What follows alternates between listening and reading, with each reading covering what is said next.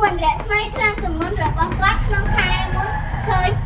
42.5 គីឡូក្រាមនៅក្នុងខែនេះទម្ងន់របស់គាត់មាន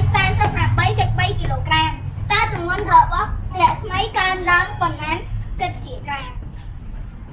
កើនឡើងប៉ុន្មានគិតជាក្រាមចឹងយើងធ្វើម៉េចបូកដកយើងត្រូវដកមិនទៅបូកវិញយើងត្រូវដកយកអីដកអីយក48.3 ដល់42.5យើងត្រូវយក48.3 គីឡូក្រាមដល់42.5 គីឡូក្រាមឬយើងត្រូវយកទម្ងន់របស់គាត់នៅខែនេះយកទៅដកនឹងទម្ងន់របស់គាត់នៅខែមុនហើយឃើញជាអីជាគីឡូក្រាមឃើញជាគីឡូក្រាមហើយគេថាគិតជាអីគិតជាក្រាមជាងយើងត្រូវបំបែកទៅជាក្រាមតោះយើងដកមក48.3 គីឡូក្រាមដកនឹង42.5 គីឡូក្រាម42.5 គីឡូ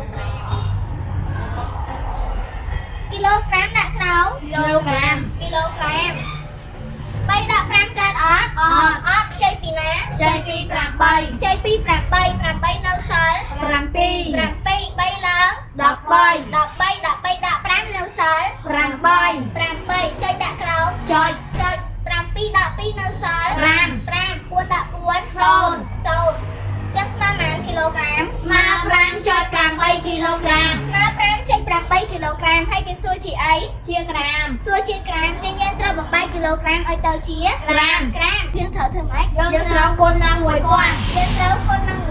យើងគុណនឹង 1000យើងគុណ1ស្មើ1 8ដង8 1 5ដង5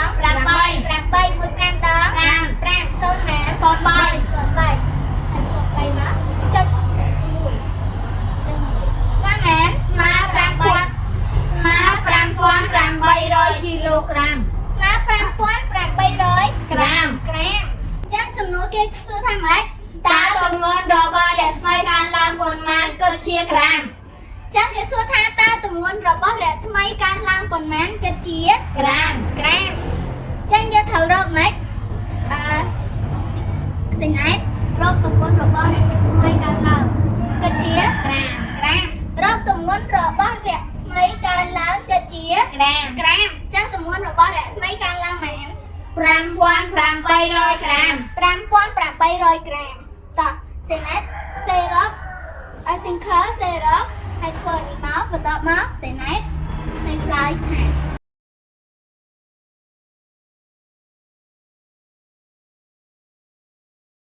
ប្រមាណវិធីរបៀបឆ្លើយរកទម្ងន់របស់រស្មីដែលកើនឡើងគិតជាក្រាមយក